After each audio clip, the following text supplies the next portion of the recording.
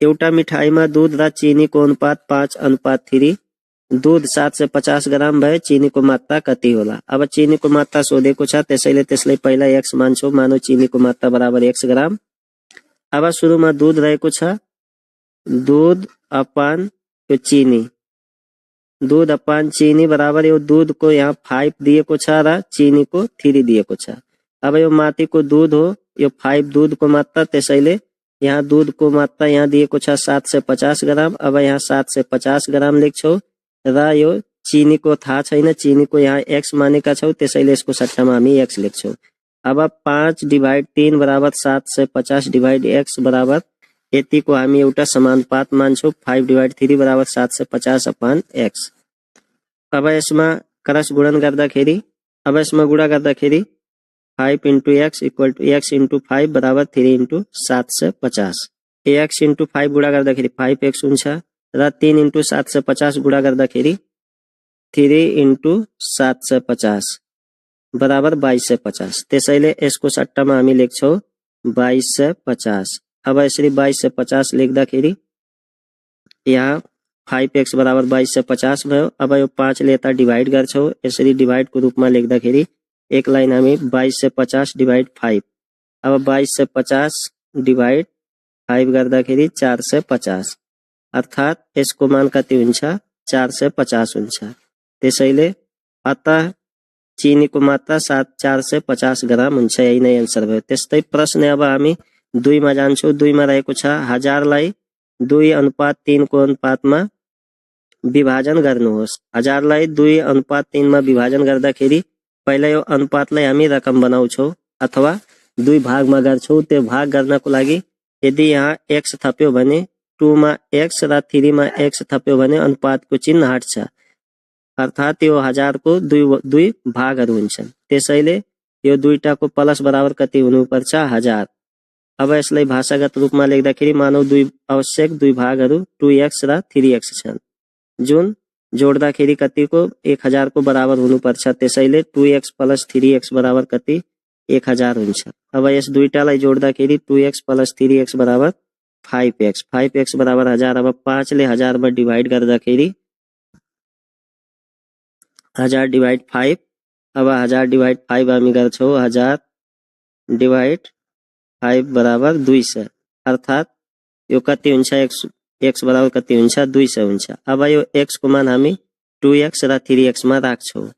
अब 2x मा राख्दाखेरि 2 into 200 बराबर 400 र 3x मा राख्दाखेरि 3 into x, 3x मा राख्दाखेरि 3 into 200 बराबर 600। अतः 2 भागहरू के हुन्छन्, 2 भागहरू 400 र 600 हुन्छन्। त्यस्तै प्रश्न अब 3 मा रहेको छ यो 20 वटा स्याउलाई 3:2 को अनुपात बाँड्नु छ। मानौ 2 वटा भागहरू 3x र 2x छन्। अब यस दुईटा भागहरूलाई जोड्दाखेरि टोटल कति हुनुपर्छ 20 हुनुपर्छ, अर्थात 3x + 2x बराबर 20। त्यसैले यसलाई हामी लेख्न सक्छौँ 3x + 2x बराबर 20। अब यस दुईटालाई जोड्दाखेरि 5x र 5 ले 20 मा डिवाइड गर्दाखेरि 20 डिवाइड 5 बराबर 5 चौको 20, x बराबर 4 आयो। अब x बराबर 4 आइसकेपछि अब यो x को मान 3x र 2x मा हामी राख्छौँ। यसरी राख्दाखेरि 3x बराबर 3 into 4, 3 into 4 बराबर 12। यो 3x को मान 12 आयो र अर्को यो 2x को मान निकाल्दाखेरि 2x बराबर 2 into 4 बराबर 8। अब यो 12 र 8 जोड्दाखेरि 20 हुन्छ र भागहरू कति कति भए, एउटा 12 भयो, अर्को 8 भयो। त्यसैले यसलाई लेख्न सकिन्छ 2 वटा भागहरू कति कति वटा हुन्छन्, एउटा 12 वटा र एउटा 8 वटा। त्यस्तै प्रश्न अब हामी 4 मा जान्छौँ। अब प्रश्न 4 मा यहाँ रहेको छ यदि x:y बराबर 2:5 र y:z बराबर 15:8 15:8 भए x:z पत्ता लगाउनुहोस्। अब यसलाई पहिला हामी समीकरणको रूपमा लेख्छौँ x/y बराबर 2/5 समीकरण 1 र यसलाई पनि लेख्छौँ y/z बराबर 15/8 समीकरण 2। यसरी समीकरणको रूपमा लेखिसकेपछि हामीलाई यहाँ निकाल्नु छ एक्स डिवाइड जेड बराबर वाट। अब यसलाई वाट गराउँछौँ छौ। यसरी वाट भइसकेपछि अब समीकरण 1 र 2 हामी गुणा गर्छौँ। यसरी गुणा गर्दाखेरि यसमा y बटा y काटिन्छ, x अपान z बाँकी रहन्छ र यो 15 र 2 गुणा गर्दाखेरि 30, 5 × 8 भनेको 40। अब यसमा पनि यो 0 बटा यो 0 काट्छ, 3/4 बाँकी रहन्छ। त्यसैले यहाँ 3/4 भयो, अर्थात x/z बराबर कति हुन्छ 3/4। यही नै एन्सर हुन्छ। अतः यसलाई के लेख्न सकिन्छ भने x/z बराबर 3/4। त्यस्तै प्रश्न अब 5 मा रहेको छ, यदि 2/4 बराबर x/16 भए x को मान पत्ता लगाउनुहोस्। अब यसलाई पहिला डिभाइड को रूपमा लेख्दाखेरि 2/4 बराबर x/16 रहेको छ। अब यसमा 2/4 बराबर x अपान 16 यसरी डिभाइडमा लेख्दाखेरि यति भइहाल्यो। अब क्रस गुणन हामी गर्छौं। पहिला गुणा गर्दाखेरि हामी x वालासँग गुणा गर्दाखेरि हिसाब गर्न सजिलो हुन्छ। त्यसैले 4 × x बराबर 4x र 2 × 16 यो दुईटा भयो। अब 4 × x भनेको 4x र 16 × 2 भनेको 32 भयो। अब यो 4 यता डिभाइडमा जान्छ, किनभने यता मल्टिप्लाइमा छ भने उता डिभाइडमा जान्छ। यसरी डिभाइड गर्दाखेरि x बराबर 32 डिभाइड 4। अब यो 32 लाई 4 ले गर्दाखेरि 4 एकाने 4, 4 आठे 32, अर्थात x बराबर कति आयो 8 आयो। अतः x को मान कति हुन्छ, x को मान 8 हुन्छ। त्यस्तै प्रश्न अब 6 मा, प्रश्न 6 मा रहेको छ, यदि 4x र 9 निरन्तर समानुपातमा छन् भने x को धनात्मक मान पत्ता लगाउनुहोस्। x बराबर वाट। यहाँ x को मान निकाल्नु छ। अब यो निरन्तर समानुपातमा छ भने यसलाई यसरी लेख्न सकिन्छ, 4 अपान x निरन्तर भएकोले यो x यहाँ भयो, फेरि यो x यहाँ आउँछ, x अपान 9 अनि बीचमा बराबर समानुपातमा भएकोले। त्यसैले यसलाई लेख्दाखेरि यदि 4x र 9 निरन्तर समानुपातमा छन् भने त्यसलाई हामी 4 अपान x बराबर x अपान 9 लेख्न सक्छौं। अब क्रस गुणन गर्दाखेरि पहिला x वालासँग गुणा गर्दाखेरि x × x बराबर x² र 4 × 9 बराबर 4 × 9 बराबर 36 हुन्छ। यसरी 36 भइहाल्यो। अब यता स्क्वायर छ, अर्को साइडमा जाँदाखेरि स्क्वायर वर्गमूल बन्छ, अर्थात x² बराबर 36 रहेको छ। यो स्क्वायर अर्को साइडमा जाँदाखेरि अंडर रूट बन्छ 36। त्यसैले यसलाई लेख्न सकिन्छ x बराबर अंडर रूट 36। अब 36 को, अब यसमा 36 को वर्गमूल निकाल्दाखेरि अंडर रूट 36 यो भनेको हाम्रो 6 आयो। त्यसैले यसलाई लेख्न सकिन्छ x बराबर प्लस माइनस 6। यो रुटमा प्लस माइनस हुन्छ, तर हामीलाई मान धनात्मक चाहिन्छ, त्यसैले यसलाई लेख्छौं। अतः x को मान 6 हुन्छ। धनात्मक मान कति हुन्छ 6 हुन्छ। अब प्रश्न हामी 7 मा जान्छौं। 7 मा रहेको छ, 4, 10 र 28 बाट प्रत्येकमा कुन संख्या घटाउँदा बाँकी रहेका संख्याहरू निरन्तर समानुपातमा हुन्छन्। अब यहाँ 4 मा मानौ त्यो संख्या हामी x घटाउँछौं। 4 मा x घटायो, त्यसपछि 10 मा पनि x घटाउँछौं, 28 मा पनि x घटाउँछौं र निरन्तर समानुपातमा हुँदाखेरि 4 माइनस x अपान 10 माइनस x। अब निरन्तरमा भएकोले यो 10 माइनस x जुन छ यहाँ माथि पनि जान्छ, 10 माइनस x अपान यो बाँकी रह्यो यहाँ 28 माइनस x। त्यसैले यसलाई भाषागत रूपमा लेख्दाखेरि अब हामी लेख्छौं, मानौ 4, 10, 28 बटा x घटायो भने बाँकी रहेका संख्याहरू निरन्तर समानुपातमा हुन्छन्। अब यसलाई निरन्तर समानुपातमा लेख्दाखेरि 4 माइनस x अपान 10 माइनस x बराबर 10 माइनस x अपान 28 माइनस x। अब यसमा हामी क्रस गुणन गर्छौं। यसरी क्रस गुणन गर्दाखेरि 4 माइनस x 28 माइनस x बराबर 10 माइनस x × 10 माइनस x। अब यो 4 ले 28 मा गुणा गर्दाखेरि 4 × 28 बराबर 112। अब यहाँ हामी लेख्छौं 112। यसरी यहाँ 112 भयो रा यो 4 ले x में गुणा कर देखिए 4x त्यस्तै x इंटू 28 भनेको 28x x इंटू x भनेपछि x स्क्वायर त्यस्तै r को यता r को दायाँ पक्षमा 10 इंटू 10 भनेको 100 र 10 इंटू x भनेको 10x र यो x इंटू 10 भनेको 10x र r को x इंटू x भनेको x स्क्वायर। अब यसमा x स्क्वायर दुवैतिर प्लस छ त्यसैले यो काट्छ। अब बाँकी रहन्छ यहाँ 112 माइनस 32x 28 र 4 भनेको 32x यो 100 को 100 भयो र 10x माइनस 20x। अब x एक साइडमा लाउँदाखेरि यो माइनस 20 यता लाउँछौ भने हामी प्लस 20 हुन्छ त्यसैले यहाँ भयो प्लस 20 बराबर 100 माइनस 112। अब यो माइनस को माइनस धेरै छ 20 बाट 32 गयो भने माइनस 12 100 बाट 12 गयो भने माइनस 12। अब हामीलाई x को मान निकाल्नु छ त्यसैले यो माइनस 12 लाई हामी r को साइडमा डिवाइड गर्छौं। x बराबर माइनस 12 डिवाइड माइनस 12। अब यो दुईटै काट्छ 1 नै हुन्छ 12 ले माइनस माइनस प्लस हुन्छ र x को मान कति आयो 1 आयो।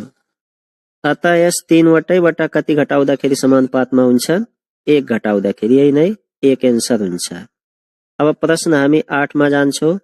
8 मा रहेको छ a ले भन्दा b ले दोब्बर b ले भन्दा c ले दोब्बर खर्च गर्दा जम्मा रु 21 खर्च भएछ भने प्रत्येकले कति खर्च गरेछ। अब यहाँ खर्च दिएको छैन त्यसैले यदि a को हामी x मान्यो भने यस भन्दा यो b को दोब्बर छ दुना छ अर्थात b बराबर हामी 2x मान्छौं र यो b ले भन्दा c दोब्बर छ यसको भन्दा c को दोब्बर छ अर्थात 2 को दोब्बर 4 हुन्छ त्यसैले 4x मान्छौं। यसरी एक लाइन भाषागत रूपमा लेख्दाखेरि मानव a ले गरेको खर्च बराबर x त्यसैले b बराबर 2x र c बराबर 4x। यति भइसकेपछि अब प्रश्न अनुसार यो जम्मा खर्च भनेको कति हो जम्मा खर्च भनेको 2100 हो त्यसैले यो तीनवटै जोड्दाखेरि 2100 हुनुपर्छ। x plus 2x plus 4x बराबर 2100 र यस तीनटैले जोड्दाखेरि x plus 2x plus 4x बराबर 7x बराबर 2100 7 ले डिवाइड गर्दाखेरि 2100 डिवाइड 7 बराबर 300 यो 7 ले 2100 मा डिवाइड गर्दाखेरि कति हुन्छ 300 हुन्छ। 2100 डिवाइड 7 बराबर 300। अब x को मान 300 आयो a ले गरेको खर्च गरेको रकम 300 भयो। अब b ले गरेको खर्च गरेको रकम 2x छ त्यसैले 2x मा मान राख्दाखेरि यहाँ 2 इंटू 300 बराबर 600 र c ले गरेको 4x छ त्यसैले 4x मा मान राख्दाखेरि यहाँ 4 इंटू 300 बराबर 4 इंटू 300 बराबर 1200। अतः a ले 300 रुपैयाँ र b ले 600 र c ले 1200 रुपैयाँ खर्च गरेका छन्। जम्मा गरेर कति हुन्छ 2100 रुपैयाँ। यही नै यसको आन्सर हुन्छ। त्यस्तै प्रश्न अब प्रश्न 9 मा रहेको छ सुशान्त र एन्जलले रु 600 लाई 5:7 को अनुपातमा बाँड्दा दुवैले कति रुपैयाँ पाउलान्। अब 5:7 मा विभाजन गर्नको लागि यो अनुपातलाई हटाउनको लागि हामी यहाँ x थप्छौं र यसमा पनि 7x लेखेर यो अनुपातलाई हटाउँछौं। अब यहाँ भयो मानव सुशान्तले पाउने रकम 5x र एन्जलले पाउने रकम 7x। अब सुशान्तको यो 5 र एन्जलको यो 7। यसरी भइसकेपछि अब यहाँ छ प्रश्न अनुसार 5x प्लस 7x बराबर 600। अब 5 र 7 जोड्दाखेरि 12। यसरी यहाँ भयो 12x बराबर 600। अब यो 12 ले यता डिवाइड हामी गर्छौं अर्को साइडमा लैजाँदाखेरि यो इन्टु के हुन्छ डिवाइड हुन्छ त्यसकारण x बराबर 600 डिवाइड 12। अब 600 लाई 12 ले डिवाइड गर्दाखेरि 600 डिवाइड 12 बराबर 50। यसको आन्सर आयो 50। अब x बराबर हामी 50 लेख्न सक्छौं। फेरि यो x को मान 5x र 7x मा राख्दाखेरि अब यहाँ 5x बराबर 5 इंटू 50 बराबर 25 250 र अर्को 7x मा राख्दाखेरि 7x बराबर 7 इंटू 50 बराबर 350। अतः सुशान्तले 250 र एन्जलले 350 रकम पाउँछ। त्यस्तै प्रश्न अब 10 मा छ 90 जना विद्यार्थी भएको कक्षामा केटा र केटीको अनुपात 4:5 भए केटा र केटीको संख्या पत्ता लगाउनुहोस्। अब यो केटा भनेको सुरुमा 4, त्यसैले केटालाई हामी मान्छौँ 4x र यो केटीको छ 5, त्यसैले केटीलाई हामी यहाँ मान्छौँ 5x। यसरी मान्दाखेरि हाम्रो एक लाइन भयो। मानव केटा र केटीको संख्या क्रमशः 4x र 5x छन्। अब प्रश्न अनुसार यो दुईटैलाई जोड्दाखेरि हाम्रो कति हुनुपर्छ? 90 हुनुपर्छ। त्यसैले 4x + 5x बराबर 90 एउटा हाम्रो समीकरण बन्छ। 4x + 5x बराबर 90। यसमा यो 4x र 5x लाई जोड्दाखेरि 9x बराबर 90। अब 9 ले अर्को साइडमा लैजाँदाखेरि डिवाइड, x बराबर 90 डिवाइड 9। अब 9 एकाने 9, 9 दाइयम 90। 9 ले 90 मा डिवाइड गर्दाखेरि 10 आयो। अब यो x को मान हामी कहाँ राख्छौँ? 4x र 5x मा राख्छौँ। यसरी राख्दाखेरि 4 × 10, 4x बराबर 4 × 10 बराबर 40 र अर्को 5x बराबर 5 × 10 बराबर 50। अतः केटाको संख्या 40 र केटीको संख्या 50 हुन्छ। त्यस्तै प्रश्न अब हामी 11 मा जान्छौँ। 11 मा रहेको छ दुईवटा संख्याहरू 5:8 को अनुपातमा छन्। यदि तिनीहरूको अन्तर 147 छ भने ती संख्याहरू पत्ता लगाउनुहोस्। अब यस संख्यालाई अनुपातबाट हटाउनको लागि पहिला हामी x मान्छौँ। मानौ त्यो दुईवटा संख्याहरू 5x र 8x छन्। अब यसको अन्तर कति रहेको छ? 147। अन्तर भनेपछि माइनस, यसबाट यो घटायो भने 147 बाँकी रहन्छ। त्यसैले यहाँ दुईवटा संख्या 5x र 8x हामी मानिसक्यौं। अब प्रश्न अनुसार दुईटैको डिफरेन्स कति छ? 147। अब 8x बाट 5x घटाउँदाखेरि 8x - 5x 3x र यो 3 ले डिवाइड गर्दाखेरि 147 मा। अब 147 147 डिवाइड 3 डिवाइड गर्दाखेरि 49। अब यो हाम्रो 49 आयो। x को मान 49 आयो। अब यो x को मान 5x र 8x मा हामी राख्छौँ। यसरी राख्दाखेरि 5 × 49, 5 × 49 बराबर 245। अब यो 245 भयो। त्यसैले यहाँ हामी लेख्छौँ 245 र अर्को 8x मा पनि राख्छौँ। अब 8x मा राख्दाखेरि 392। अतः दुई संख्याहरू 245 र 392 हो। त्यस्तै प्रश्न अब हामी 12 मा जान्छौँ। अब यहाँ प्रश्न 12 मा रहेको छ बाबु र आमाको हालको उमेरको अनुपात 7:5 छ। यदि 6 वर्षपछि तिनीहरूको उमेरको अनुपात 4:3 हुनेछ। अब हालको उमेरको अनुपात 7:5 रहेको छ। त्यसैले हालको उमेर यो अनुपातलाई x थपेर हामी हटाउँछौँ। जस्तै x 7 मा थप्यो भने यो अनुपात हट्छ, किनभने 7x/5x यसलाई काट्यो भने फेरि 7:5 हुन्छ। त्यसैले यो x हामी थपेर यो अनुपात हटाउँछौँ। अब यहाँ लेख्छौँ एक लाइन। मानव बाबु र आमाको हालको उमेर क्रमशः 7x र 5x वर्ष छ। अब यसमा हामी क्रस गुणन गर्छौँ। अब यो 3 ले यो माथिसँग, यो 4 ले यो तलसँग। अब गुणन गर्दा 21 + 18, यसमा 4 × 5 20, 4 × 6 भनेको 24।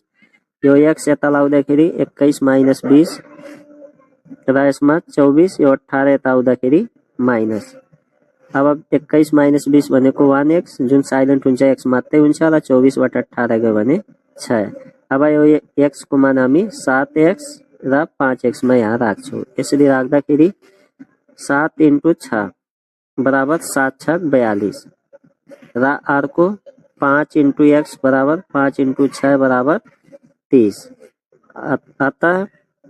अतः बाबु र आमाको हालको उमेर क्रमशः 42 र 30 वर्ष हुन्छ। त्यस्तै प्रश्न अब हामी 13 मा जान्छौँ। 13 मा रहेको छ रेशमा र रेखाको हालको उमेरको अनुपात 2:3 छ। कति वर्षपछि उनीहरूको उमेरको अनुपात यति छ। अब कति वर्ष भनेछ भने त्यसलाई मान्छौँ हामी। मानौ x वर्षपछि उनीहरूको उमेरको अनुपात 5:7 हुन्छ। अब हालको अनुपात भनेको उनीहरूको छ। हालको अनुपातमा हामी कति जोड्छौँ, x र यो x। अब दुईटैमा यो दुईटै जोडेपछि, दुईटैमा x जोडेपछि नयाँ अनुपात हाम्रो 5 र 7 हुन्छ। त्यसैले अब यसमा हामी क्रस गुणन गर्दाखेरि 7 × 2 + x र 5 × 3 + x। अब यो 7 ले 2 मा गुणा गर्छौँ भने 7 × 2 = 14 भयो र यो 7x र यहाँ 15, यहाँ 5x। अब यो 7 को 7 भयो, 5 अर्को साइडमा लाउँदाखेरि माइनस र अर्को यो 14 भनेको अर्को साइडमा लाउँदाखेरि फेरि माइनस। अब यसमा 7x बाट 5x गयो भने 2x र यसबाट गयो भने 1। अब यो 2 ले 1 मा डिभाइड गर्दाखेरि, 2 ले 1 मा डिभाइड गर्दाखेरि हाम्रो